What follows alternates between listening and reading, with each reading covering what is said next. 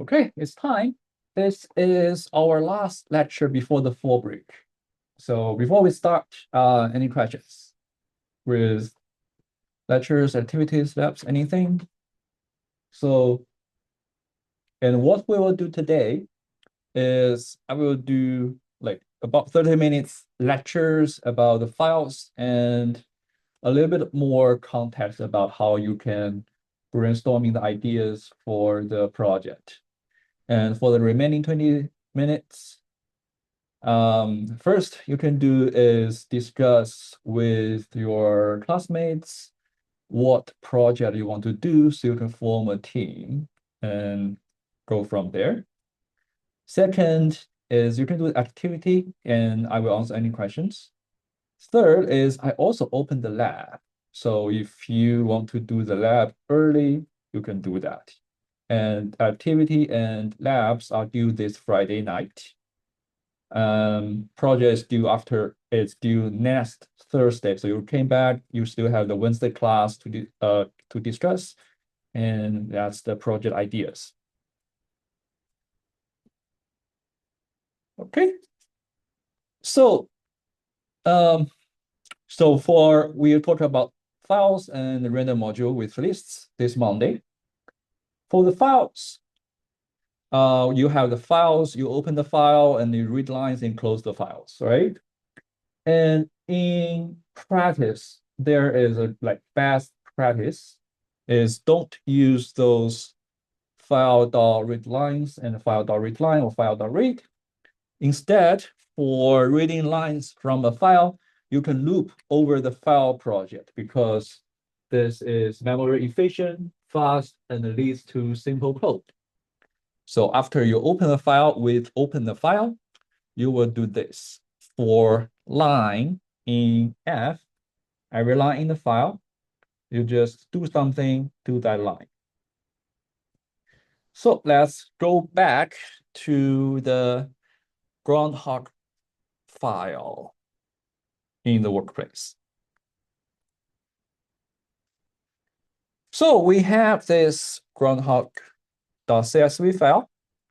If you remember that, it's a comma separated files, text files with all the lines, with first two lines as those headings and those comma separated each cell, right? So if we read that file, the most efficient way, as we just saw, is so first you do the with open file name, comma, reading as file. So you don't have to worry about closing the file. And for line F, this is the most efficient way you can read the file. Line is each line of the file, and you can do line.strip.split, you got each cell. So let's refresh our memory by print the lines. Okay, just comma, everything else. So you got each line as those strings. So each line is a string at this moment. Then you do stripe and split by comma, then you can get all the cells in a list. So let's say if we do print line after this processing for the lines.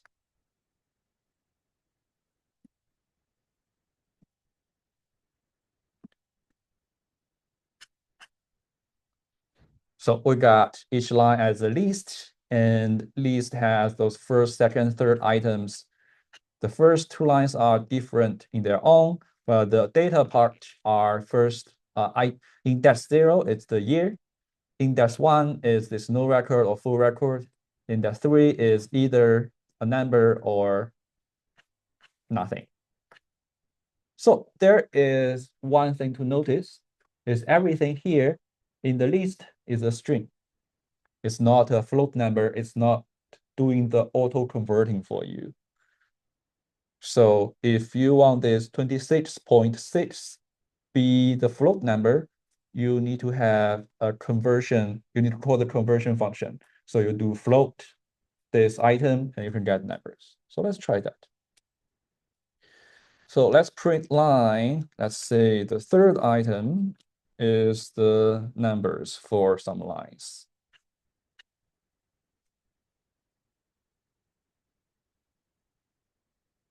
Okay, if we just do this, there is an index arrow. Do you know why there is an index arrow?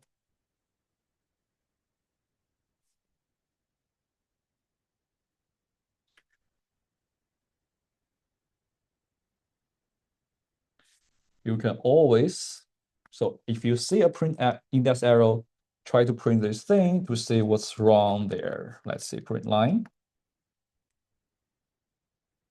This is debugging. So you see the first line of that file is a single string. There is no comma in that line. So what you can do is this condition, which is this line after split by the comma, it must have more than 2 items. Then we can pass this first line. Or you can do for line in F, and you can have a counter called I. So every line, so this is, so you know this is line 0, line 1, line 2, and only after you reach line 2, you start processing all the files. 2 ways to do that. So for this one, we will do this if length line equal greater than 2, we will do something. So let's go here. If line is greater than 2,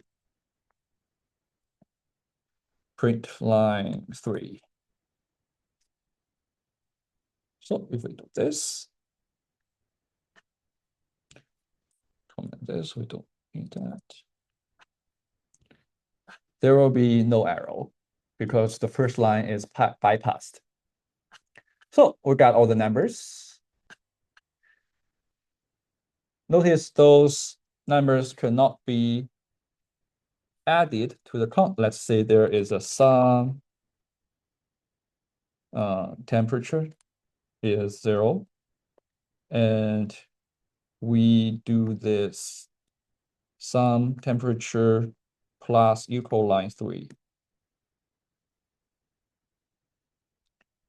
This will result what arrow?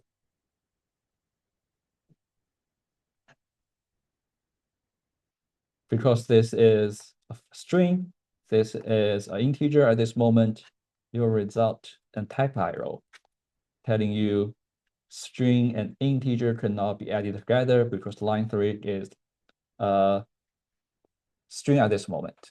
So what you do is you do float conversion.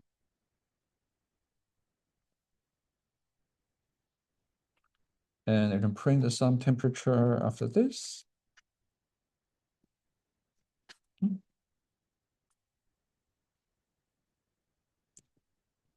And there is another arrow because the first line only have 1 item. The second line also have,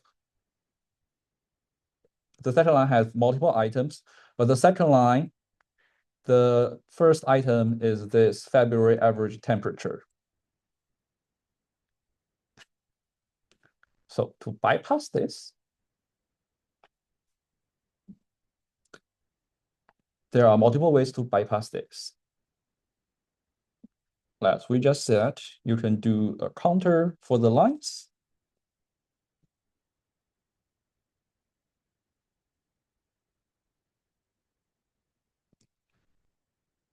And for line in F, at the end of this for loop, you do count line multiply 1. So you know which line you are in. Or you can do this before that. So only if you reach the third line, you will start processing all the things. So you can do if count line is greater than 2, you do all the processing. Otherwise, you just do the count line plus 1. So let's delete those extra lines. So if we do this,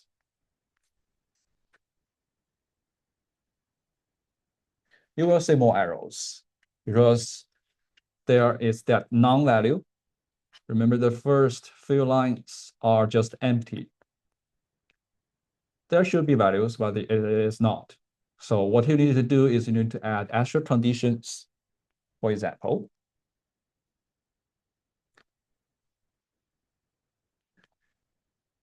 if line 3 is not empty, then you do the conversion and all the addings. So do this and hit run, it will get numbers.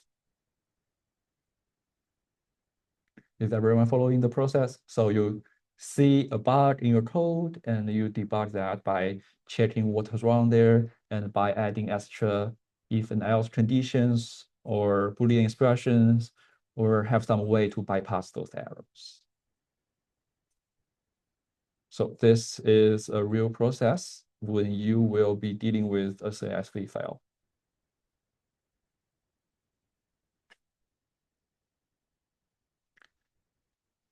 So for example, if we want to see those summarized temperature for the full shadow cases, you can put those lines up, let's say here. And so if this line 1 is full shadow, we add those numbers together. Then it will be something like this. And as you may notice, I say the best practice is not to have more than 5 nested layers. We now reach the limits. I think that's the maximum comprehension for normal people. So this line of code tells us, so for those lines, we just pass the first 2 lines and we do something with the line to get each cell of the data. And if we have the enough data, we just count those lines with the full shadow status, and those data should not be empty, and we sum those numbers together. So it will be something smaller, like this.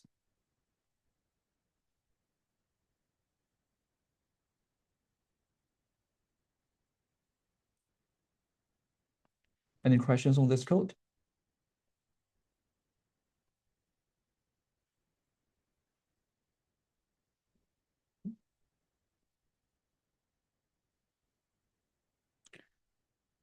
Okay, if no, then I guess this is all you need for that activity in labs.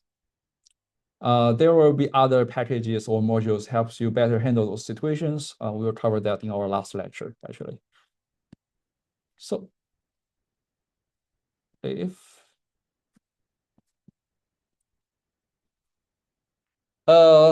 then we switch the topic to our project a little bit. So you have AI tools. I encourage you to use that in the project. And there are different versions of those tools you can choose. For Gemini, they have Flash and Pro. Pro is a more advanced model, and Flash is a less thinking but quicker model. I want to do a really quick survey. So how much do you think you understand how to use those AI tools? Very little, medium, I'm expert. Can everybody show level? Medium, everybody is medium, low. Oh, okay, okay, okay, okay. So if you know that level, you know you can have a character, right? Because sometimes those AI models tend to generate very complex answers for you. So usually you can put, I am a beginner learning Python. write uh code, write code examples on reading and writing CSV files.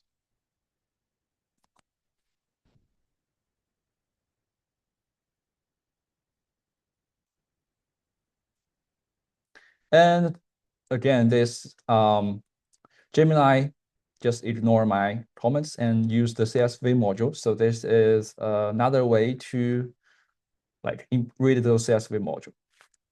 Instead, you don't like the CSV module, you say, I don't understand the CSV module. So you say, I don't understand. Use file for line in F. You just give it a hint what kind of codes you like, and it should change those codes for you.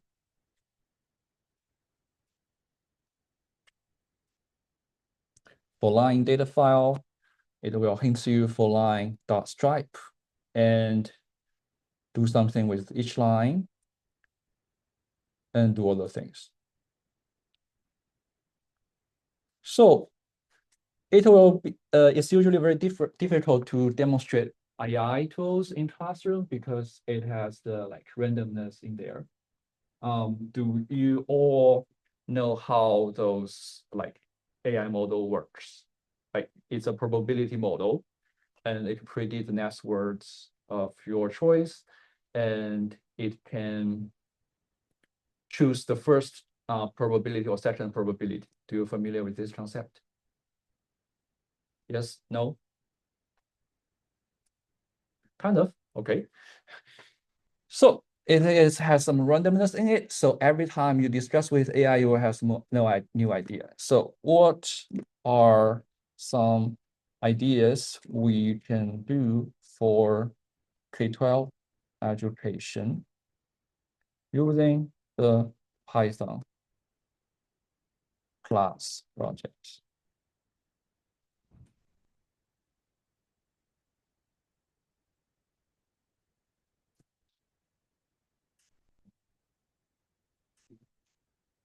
So you can also design this kind of Python class for the K-12.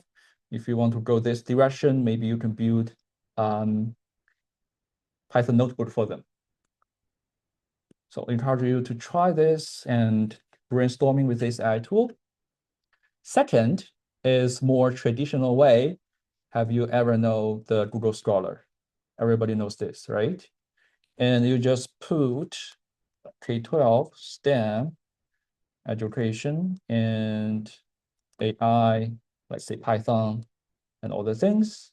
You can find those articles or research papers talking about how they can use AI, Python in their classroom and get an idea how to do that. So this is great source for reading. And Triple AI is a top conference in computer science. So it's a good venue. So this should be a good paper. Again, now with the AI, I want to also introduce this consensus platform. Have you used this consensus platform? No? Yeah. Okay. So it will be the same. So just type K-12 STEM AI education Python. It will go to its database to read all those research papers, just like you will do with the Google Scholar. And it will reading those papers and summarize those ideas for you. So we are not necessarily like teaching the Python. We can do more app-based or data science-based. Data science-based is you analyze those educational data. So you can just do like what education data I can use for this topic.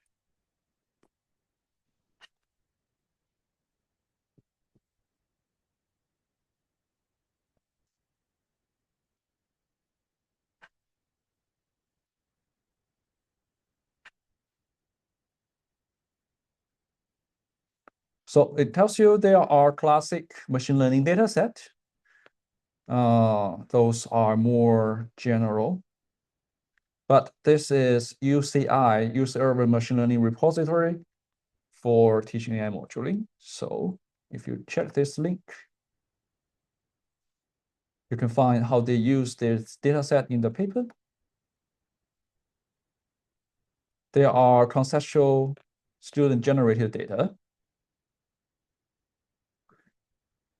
gestures, facial expression, or sensor data from classroom experiments. So you can check those resources on the scientific paper. And you click the link, you can find those papers. And if they open their data set, usually you can just scroll to the very bottom of this kind of paper. Data availability can be found in this website.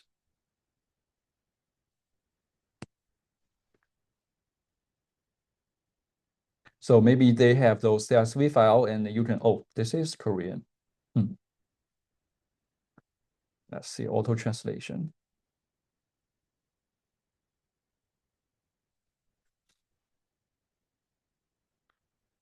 Well, not working as what I expected it will work. Life and tools.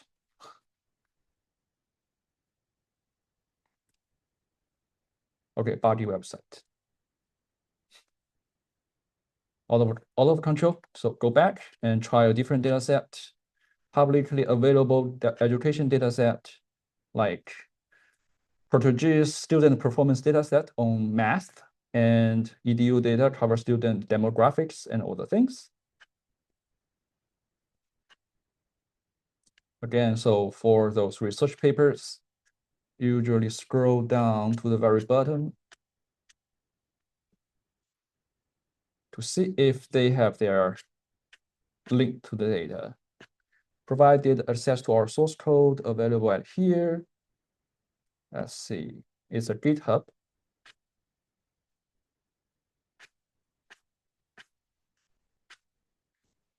And you can read that. MD is the markdown file, machine learning and everything over there. So you'll see those are Python code. This is how they use Python to do an educational project. Import module, those are some modules you don't know, but you can, well, ask AI what are those modules or check their documentation. But you will see all those print functions. You will see those module dot call the methods, and those are, they are initializing lots of lists to store the data, and they do the for iteration to train their model. So at this stage, you should know at least half of those codes because those are very basic grammars. Okay. Well, so if you can do this, then it will be a perfect project. So using this platform, check some like research papers, and if they have their code, you can maybe use their code or just do little modifications. Lots of those are maybe too hard, so find something you understand and useful. But if you can't, and there is another way. So if you see their code, you can just copy their code to the AI and ask AI, I want to modify the code so it can do something you want. The AI should be able to revise the code for you and just make sure you understand what the output are. Last part of the idea places is this National Science Foundation proposals. So like innovation in the United States usually happened with like first proposal, then research papers. Like, you know, professors, they wrote research papers and after they do the research, right? But before that, they write research proposals, and the research proposals have those novel ideas, and I just need the money to implement those ideas. So to find those ideas, we can go to the National Science Foundation website. And there is this browse projects funded by this program.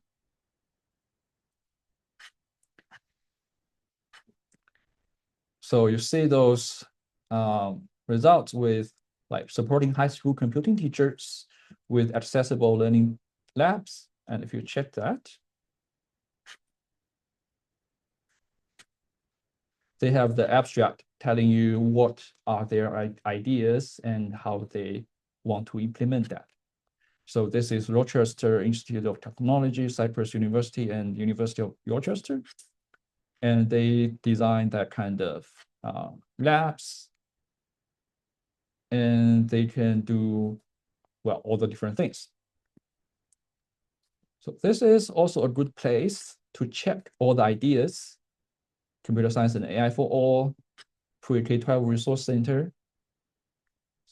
Like if you want to study, if you can find some data about student motivation, academic success, and you can analyze those data, checking the website, download that, and write some Python code to analyze those. So those will be the project. Okay. Any questions? So you can, well, again, the main idea is to encourage you to use AI in the project. So you get familiar with that.